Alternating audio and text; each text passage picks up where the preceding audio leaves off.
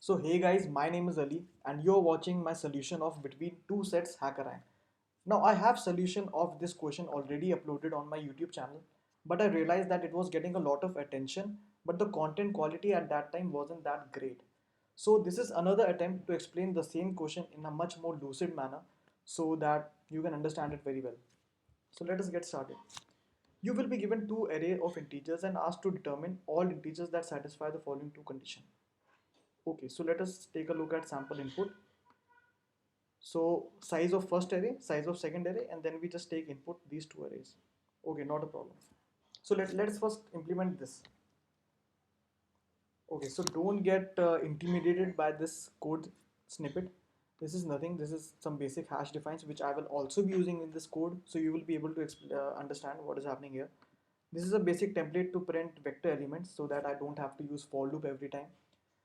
This is something that I will be using in this code solution. So spoiler alert, right? So let me take input to numbers and okay.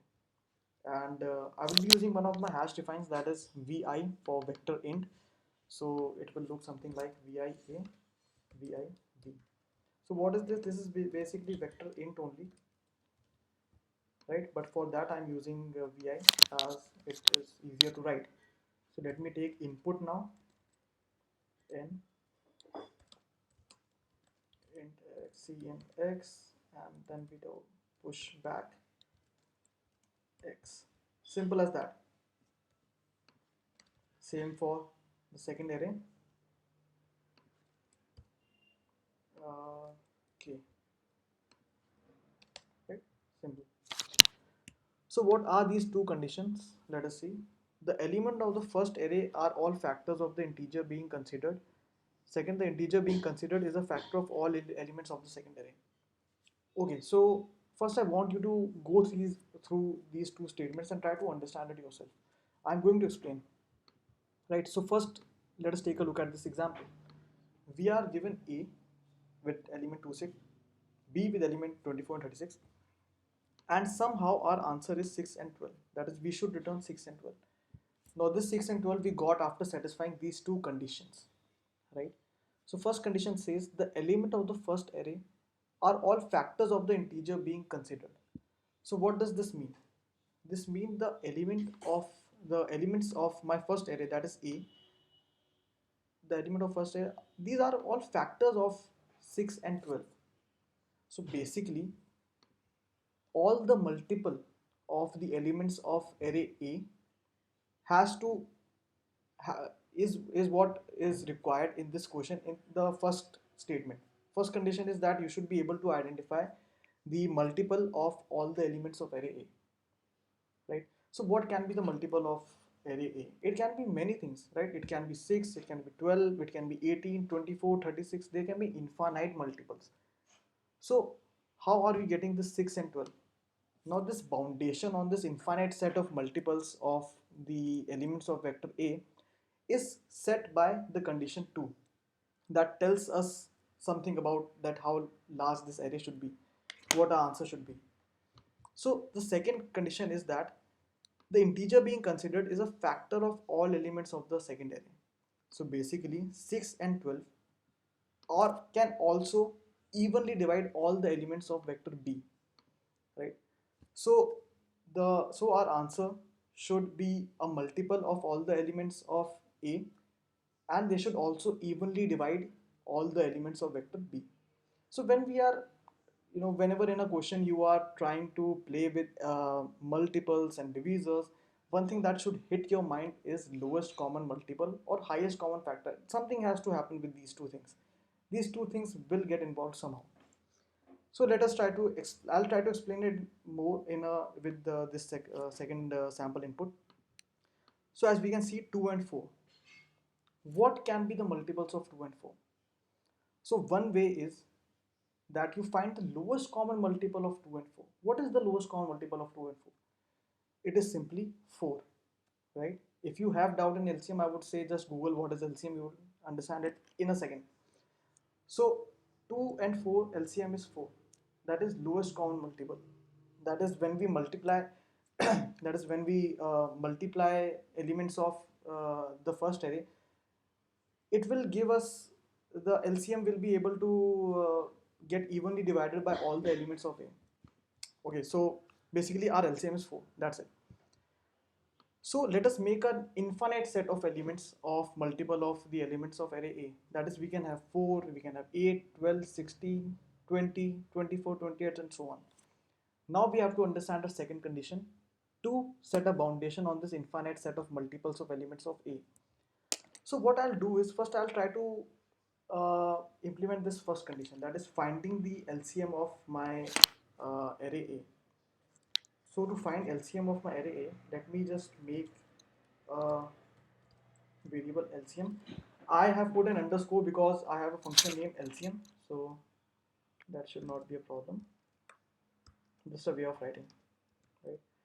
And I want the LCM of my first array is equal to LCM of LCM comma my A of I.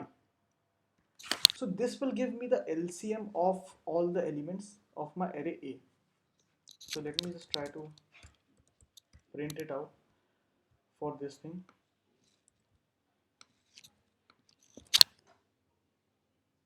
And we get 4, which is the LCM, right? Not a problem, LCM works fine and you can easily implement it, right? Now it is also said that this we cannot have, firstly we cannot have this infinite set of multiples, right? So second thing is the second condition. Second condition says that out of this set of infinite elements, we have to find those elements which can evenly divide elements of set B. So basically one way that we can do is we can make a set with called temporary vector with all the elements of multiple of element A, that is 4 1 the 4, 4 2 the 8, 4 3 the 12, 4 4 the 16, and I would say stop at 16 because 16 is the smallest element of array B. So that is one way you can have this temporary vector with all the multiples of elements of A. You can have another vector which is 16, 32 and 96 and keep on comparing the elements. If you are able to divide it evenly, that means you just push it to your result vector 4 8 16. But I am saying that one more solution to this is, instead of checking for every integer of array B, that are you able to divide 16, are you able to divide 32, are you able to divide 96? If yes, then push it back. Then I'll ask 8, are you able to divide 16, are you able to divide 32, are you able to divide 96? Then push it to this. Then I'll ask 12, so 12 is not able to divide 32, so I won't push it, and so on. Instead of doing this, what if I find the highest common factor out of all these 16, 32 and 96? If I'm able to divide the highest common factor, that means I can definitely divide all the elements of vector B, because highest common factor is something which is common in all of these elements of B, right? So our next step should be that what is the highest common factor of my array B? So for that, simply like this, in the same way, I'll do this for my GCD. So this is one more thing that you can learn. In Sublime, command D is used to change all the occurrences of a variable. So this is GCD. I've changed it to GCD. I'll change this to B, right? B array. And instead of LCM, I'll do this GCD. And this will be M. Simple. So this will give me the GCD of array B. Now what do I have to do? I have the LCM, that is 4. I have the GCD, which will come out to be 16, and I have to keep on iterating with the multiple of my LCM, that is 4 ones are 4, 4 twos are 8, 4 threes are 12, 4 fours are 16.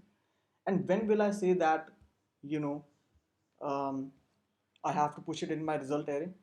When my element will be able to divide the highest common factor. So basically what I'll do is I will make an integer x, something that I have to push in my result array, and obviously I need a result array, right? So vi result, and I'll say int I is equal to 1, that is I will be iterating through multiples of my LCM, right? So while my I have to make sure that my x is always less than my GCD. It will never cross my GCD. This is very obvious. So yeah, I will do x is equal to LCM into I, and I'll do I plus plus here only, right? Post increment. So what is this? This will give me 4.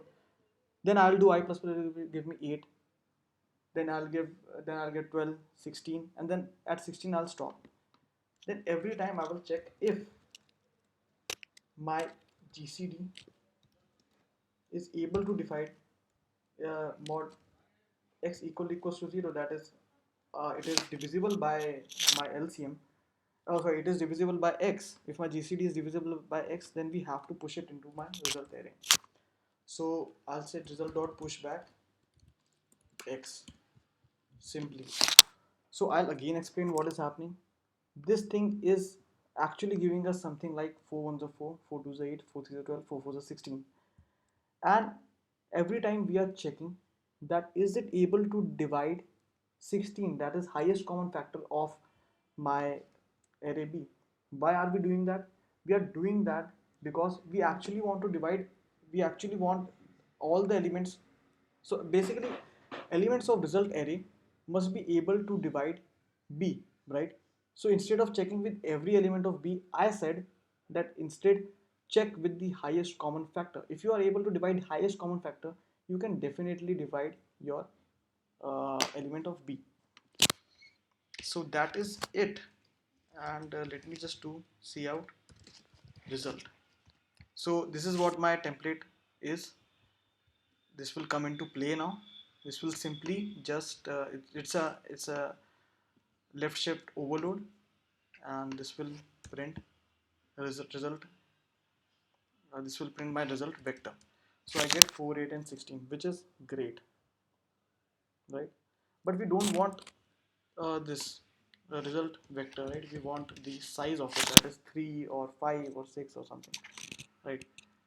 So yeah, it works. So let me just try to place it in my HackerRank solution, because in this we have to put it in this defined function.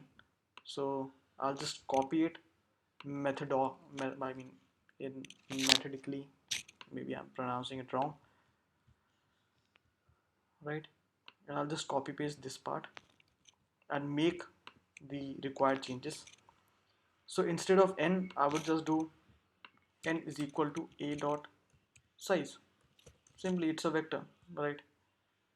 For m, I would do int m is equal to b dot size. Simply, instead of making these vectors, I already have these vectors. A dot pushback, then we have our LCM, we have our, this will be vector int, right? And then we have this, and we will be returning our result dot size. So this should work, right? I'll just run my code in case something I've missed out. Okay, it's good.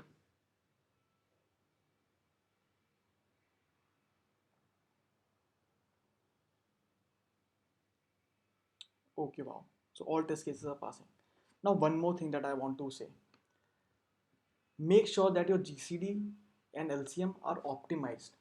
Because when I tried writing my own GCD and LCM with while loop and for loop, it wasn't optimized, and one of these test cases was not able to pass. It said time limit exceeded. So make sure that you are using optimized version of GCD and LCM. And basically that is it. So I just hope you like this video, and I tried to explain it in a much lesser time. So thank you.